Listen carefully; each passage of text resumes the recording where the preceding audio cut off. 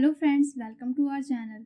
In this video, we are going to do question answers of class 6th English chapter 1, Who Did Patrick's Homework? So let's begin with working with the text. First question is, what did Patrick think his cat was playing with? What was it really? तो इसका meaning है कि Patrick ने क्या सोचा कि उसकी बिल्ली किसके साथ खेल रही थी। और ये जो इसके साथ ही में एक एडजॉइनिंग क्वेश्चन दिया हुआ है, इसका मतलब है ये असलियत में क्या था, मतलब जो बिल्ली खेल रही थी वो असलियत में क्या था। तो इसका आंसर देते हैं आप, क्या है। Patrick thought that his cat was playing with a little doll. Patrick ने क्या सोचा, उसकी बिल्ली एक लिटिल डॉल के साथ खेल रही थी। उसकी जो बिल्ली थी वो एक छोटी सी डॉल के साथ खेल रही थी। फिर ये जो क्वेश्चन था इसका आंसर भी हमें इसी में देना है, बट हमें यहाँ पर फुल स्टॉप लगा के नेक्स्ट लाइन में इसका आंसर देना है, नेक्स्ट सेंटेंस बनाना है। तो अगले सेंटेंस में हमने इसका आंसर दिया है, it was really an elf. मतलब वो एक असलियत में क्या था, एक एल्फ था। मतलब एक बहुत छोटे साइज का आदमी जिसके कान बड़े बड़े होते हैं उसे हम एल्फ कहते हैं। तो वो एक एल्फ था। या फिर हम इसको ये भी लिख सकते हैं कि it was really a man of the tiniest size. क्योंकि ये लाइन भी हमारी बुक में यूज़ की गई है, इसलिए हम यहाँ पर दोनों में से कुछ भी लिख सकते हैं।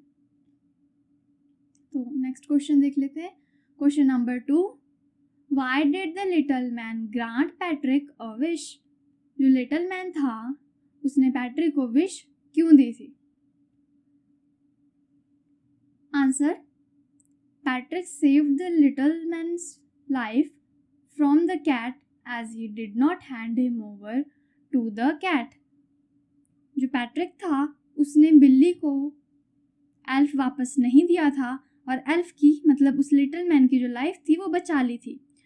तो so the elf promise to grant a wish to Patrick. तो उस एल्फ ने पैट्रिक को एक विश देने का वादा किया। फिर थर्ड क्वेश्चन है हमारा, व्हाट वाज पैट्रिक्स विश। पैट्रिक की विश क्या थी। विश बताने की उसने उससे एल्फ से क्या मांगा था। तो आंसर देख लेते हैं। आंसर है, when the little man promise to grant Patrick a wish. जब लिटिल मैन ने पैट्रिक को एक विश देने का वादा किया, he asked the elf to do all his homework for 35 days until the end of the semester। तब उसने क्या बोला एल्फ से, उसने एल्फ से अपना एंड मतलब सेमेस्टर के एंड तक का होमवर्क करने को कहा। और जिसमें कितने डेज का होमवर्क पड़ रहा था, 35 डेज का। तो उसने क्या कहा था कि उसे 35 डेज का होमवर्क करना पड़ेगा। और कब तक करना पड़ेगा, जब तक सेमेस्टर का एंड नहीं हो जाता, मतलब एक टर्म का एंड नहीं हो जाता। फिर क्वेश्चन नंबर 4 है, in what subjects did the little man need help to do Patrick's homework. किन सब्जेक्ट्स में पैट्रिक का होमवर्क करते टाइम जो वो एल्फ था उसे हेल्प की ज़रूरत थी। तो इसका आंसर देते हैं, the little man needed help from the Patrick in English, math and history while doing the homework on these subjects. तो जो लिटिल मैन था उसे पैट्रिक का जो होमवर्क था वो इंग्लिश, मैथ एंड हिस्ट्री, इन तीनों सब्जेक्ट्स का जो होमवर्क था वो करते टाइम पैट्रिक से हेल्प लेनी पड़ती थी। फिर क्वेश्चन 5 है, how did Patrick help him. Patrick उसकी मदद कैसे करता था। हिम यहाँ पर है, एल्फ के लिए यूज़ किया है। तो यहाँ पर मतलब इसका ये बन रहा है कि पैट्रिक एल्फ की होमवर्क करने में मदद कैसे करता था। तो आंसर है, Patrick sat beside the little man and stayed up late night to guide him while doing the homework। Patrick उसके बगल में बैठ जाता था, बिसाइड मतलब बगल में, और वो रात भर जागता था उसको गाइड करने के लिए, मतलब उसे बताने के लिए कि होमवर्क कैसे करना है और मतलब होमवर्क कैसे करना है, कौन सा करना है। और वो जब होमवर्क कर रहा होता था तब वो उसके लिए रीडिंग भी करता था, पैट्रिक एल्फ के लिए रीडिंग भी करता था। फिर हम आगे देख लेते हैं, इसमें और भी लिखा हुआ है, he brought books from the library, वो लाइब्रेरी से बुक्स लाता था, and read out those books to the little man, और उन बुक्स को वो क्या करता था, लिटिल मैन को पढ़ के सुनाता था, लिटिल मैन को वो पढ़ के सुनाया करता था, क्योंकि वो जो लिटिल मैन था वो उसे नोट डाउन करने का काम कर रहा होता था। तो पैट्रिक एक एक लेटर को बोलता था और वो उसे नोट डाउन करता था। फिर 6th क्वेश्चन है, what do you think did पैट्रिक्स homework. तो यहाँ पर पूछा है कि आपको क्या लगता है पैट्रिक का होमवर्क किसने किया। फिर उन दोनों में से पूछा है किसने किसने किया किसने नहीं किया। तो यहाँ पर क्या था, द लिटिल मैन और पैट्रिक हिमसेल्फ, मतलब पैट्रिक ने या फिर जो लिटिल मैन था उसने, इन दोनों में से बताना है कि किसने किया था।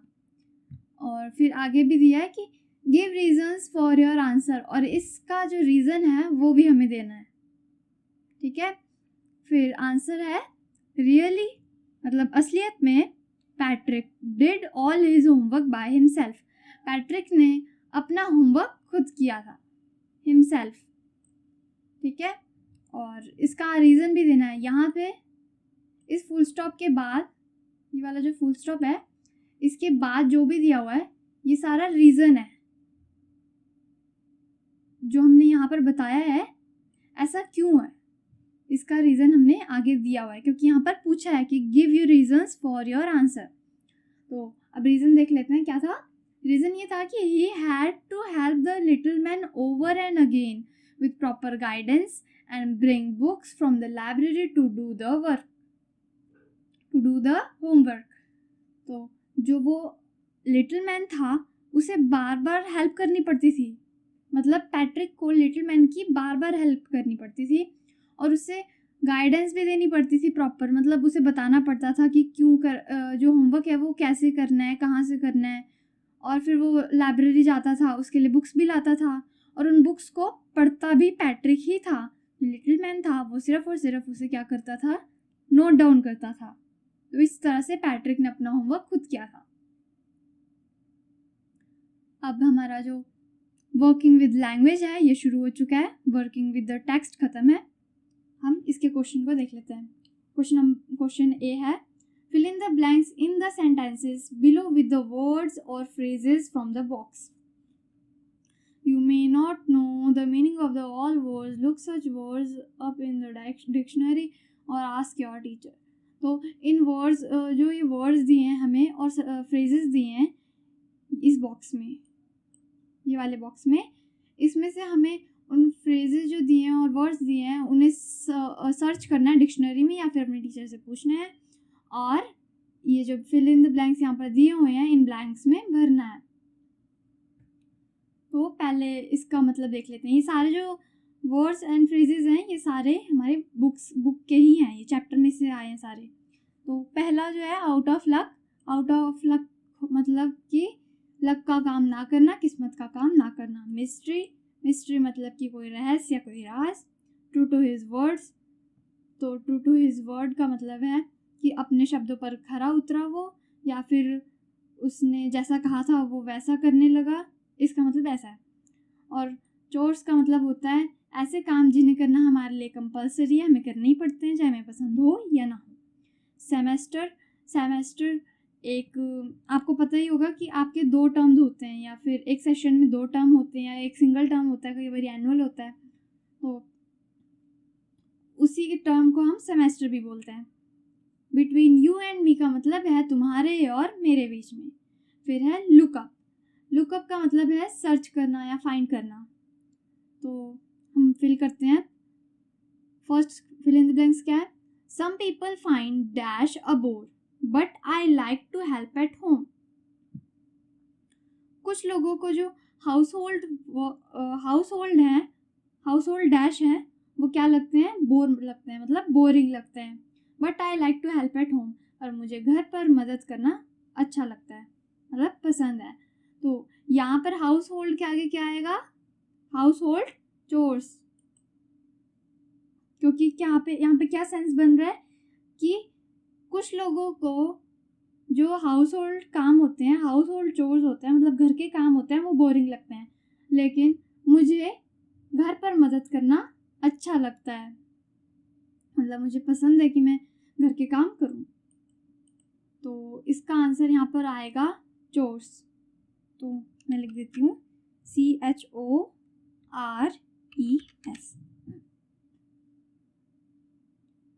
फिर नेक्स्ट क्या दिया हुआ है, वो stole the diamond is still a dash, diamond किसने चुराया वो अभी तक एक डैश है। यहाँ पर क्या सेंस बनेगा, हम इसमें डालेंगे मिस्ट्री, यहाँ पर हम फिल करेंगे मिस्ट्री। अब फिर अगर हम यहाँ पर मिस्ट्री लिख देते हैं अगर, तो इसका मतलब क्या बन रहा है, डायमंड किसने चुराया वो अभी भी एक रहस्य है, मतलब एक राज है। फिर थर्ड फिलअप है, this dash we are going to have a class exhibition, तो इसमें हम भरेंगे सेमेस्टर, इसमें हमने फिलअप कर दिया सेमेस्टर। अब इसका मीनिंग बन रहा है कि इस सेमेस्टर में यानी इस टर्म में हम एक, मतलब हमारे यहाँ एक एग्जीबिशन होगी, हमारी इस क्लास के इस सेमेस्टर में एग्जीबिशन होगी। फोर्थ फिलअप है, dash the elf begin to help Patrick, ऐसा सेंटेंस आपके टेक्स्ट बुक में आ रखा है, बस थोड़ा सा फर्क है, बिगिन टू डू यहाँ पर आ गया था, the elf begin to do Patrick's homework, थोड़ा सा मतलब थोड़ा सा फर्क है इसमें, लेकिन यहाँ पर सेंस वही बन रहा है। और आपको याद होगा कि पैट्रिक जो था वो अपने वर्ड्स पर खरा उतरा था और उसका काम करने लग गया था, वो पैट्रिक का होमवर्क करने लग गया था। तो यहाँ पर वही आएगा, यहाँ पर सेंटेंस क्या आएगा, फिर यहाँ पे सेंटेंस हमारा बनेगा, true to his word the elf began to help Patrick. तो इसको पहले लिख देते हैं हम, यहाँ पे ये वाला फ्रेज आएगा, ट्रू टू हिज वर्ड। तो इसका मतलब ये बना, जो एल्फ था वो पैट्रिक की हेल्प करने लग गया था अपने कहे अनुसार।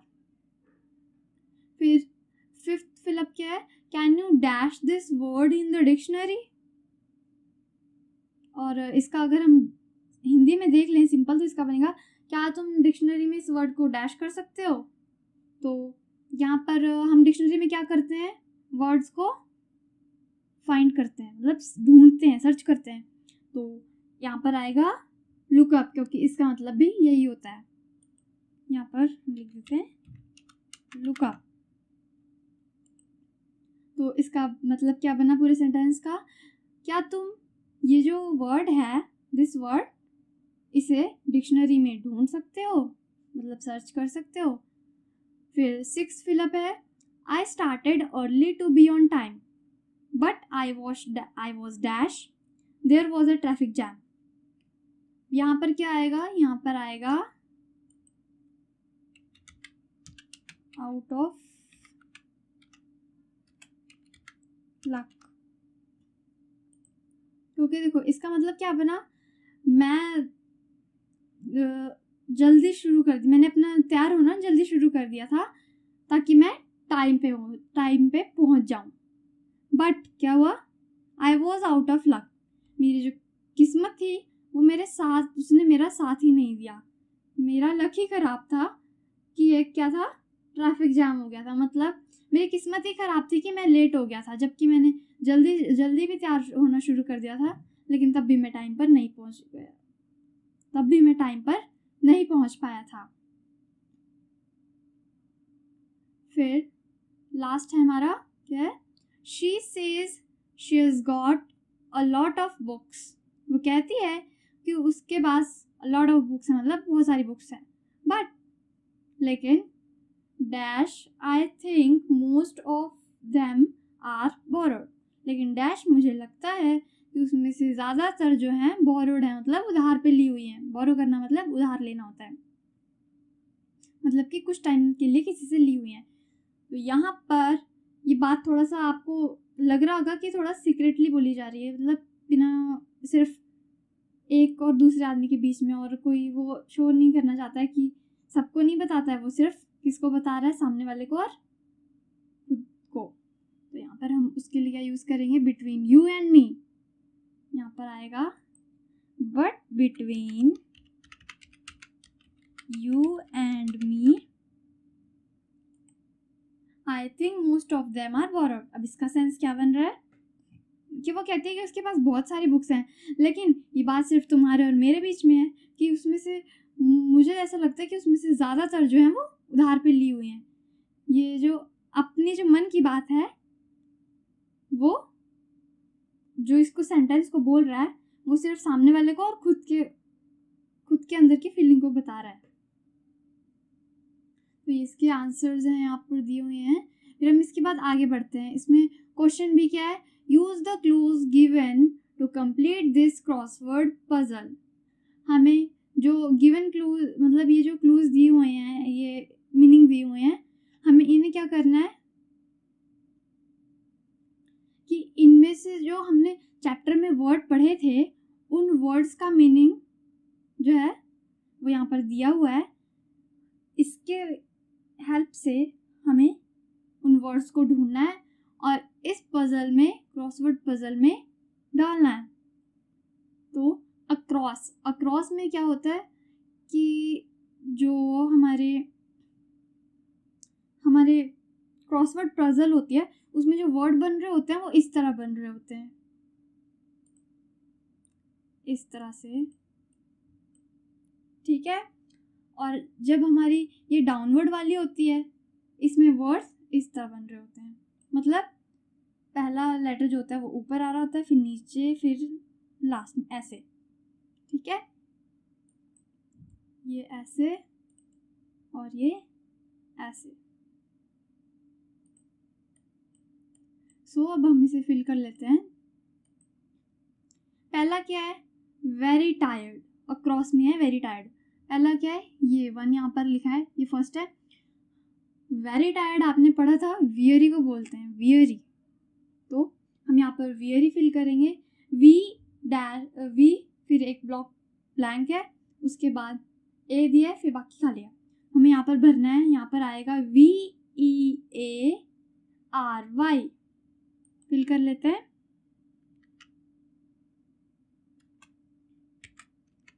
VEA, फिर यहाँ पर आएगा R, फिर यहाँ पर क्या आएगा Y।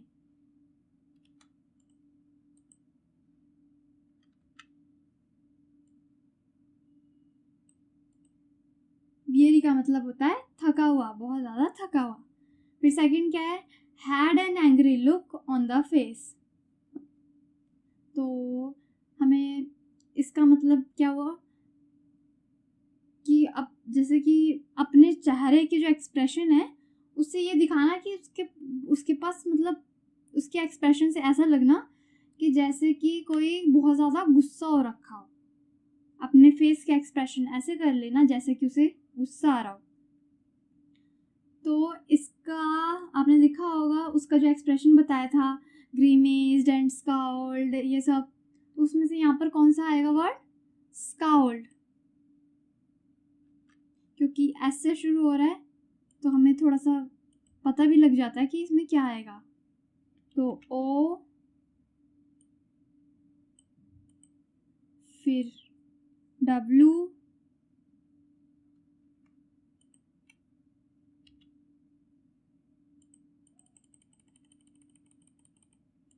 उसके बाद L आएगा, फिर क्या आएगा E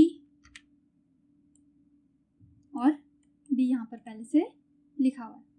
तो इसका जो पूरा वर्ड बन रहा है वो हो रहा है SCOWLED, स्काउल्ड। फिर क्या है, शॉर्ट ट्राउजर्स। ये भी आपकी टेक्स्ट बुक में जो चैप्टर 1 है उसमें दिया हुआ है। क्या इसको बोलते थे, ब्रिचेस। इसको क्या बोलते हैं, ब्रिचेस। तो यहाँ पर स्पेलिंग लिख देते हैं इसकी, बी गिवन है, यहाँ पर हम आर फिल करेंगे, फिर हम फिल करेंगे आई, ये हमने आई लिख दिया, फिर आएगा सी, ओके, फिर क्या आएगा डी, ओ सॉरी एच, फिर ई एस, ई एस।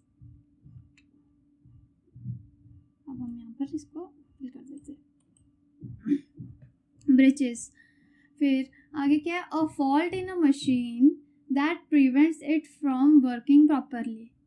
इसमें क्या है, इसमें तो अगर आपने चैप्टर के वर्ड मीनिंग पढ़े होंगे तो वर्ड मीनिंग में ये आ रखा है ग्लिच। उसका मतलब क्या था कि कोई भी मैकेनिकल फॉल्ट, तो वही यहाँ पे हमें फिल करना है। 4th नंबर कहाँ पर है, ये रहा। यहाँ पर स्पेलिंग भी दी हुई है, ये रही GL, यहाँ पे हमें बाकी फिल करना है। यहाँ पर आएगा आई, ग्लिच, फिर टी यहाँ पर फिल करना है हमें, टी, फिर एच। इसकी स्पेलिंग भी याद रखनी है आपने, और वर्ड मीनिंग आपने ज़रूर लर्न कर लेना है क्योंकि वो बहुत ज़्यादा आते हैं। फिर 5th क्या है, 5th क्लू है, a small and naughty boy फेरी।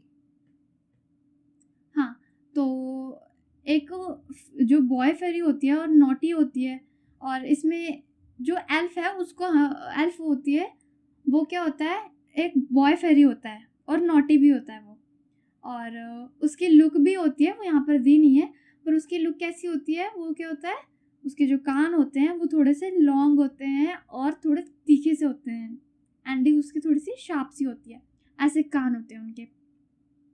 तो ये जो बॉय फेरी होती है वो हम एल्फ को कहते हैं, नॉटी बॉय फेरी, जो कि स्मॉल में हो, स्मॉल साइज़ की हो। तो ये कहाँ दिया है, 5 नंबर, ये रहा, ई दिया हुआ है, एल एंड एफ लिखना है हमने, यहाँ पर लिख देंगे L and F, elf, okay. फिर आगे क्या है, फिर डाउन वाले में आ जाते हैं हम। डाउन में 6th हमें क्लू दिया हुआ है, work that must be done every day often boring.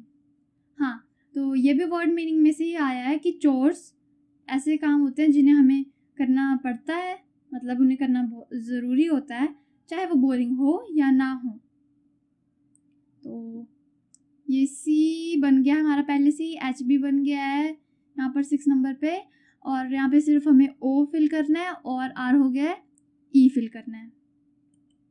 तो यहाँ पर देते हैं हम ओ, और यहाँ फिल कर देते हैं ई।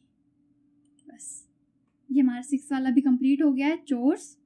उसके बाद फिर a basket with a lid, ये भी वर्ड मीनिंग में से ही आया है। नेक्स्ट वाला भी आपका वर्ड मीनिंग है, इसलिए मैं कह रही हूँ कि आपको वर्ड मीनिंग लर्न करना बहुत ज़्यादा ज़रूरी है। तो बास्केट विद लिड तो यहाँ पर हैम्पर हो जाएगी। 7 नंबर यहाँ पर दिया हुआ है, HAMPER, इसकी स्पेलिंग होती है, फटाफट इसे फिल कर लेते हैं, HAMPER पहले से फिल हो चुका है, हाँ, आर दिया हुआ था इन्होंने, और स्काउट करते टाइम यहाँ पर ई भी फिल हो चुका है। तो ये हैम्पर, बास्केट विद लिड।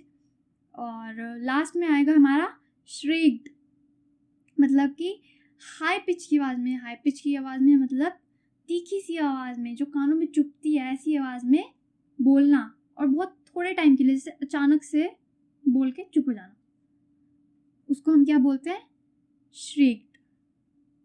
तो एस फील्ड है, फिर यहाँ पर फिल कर लेंगे HRI, यहाँ पर E भी आएगा, KED।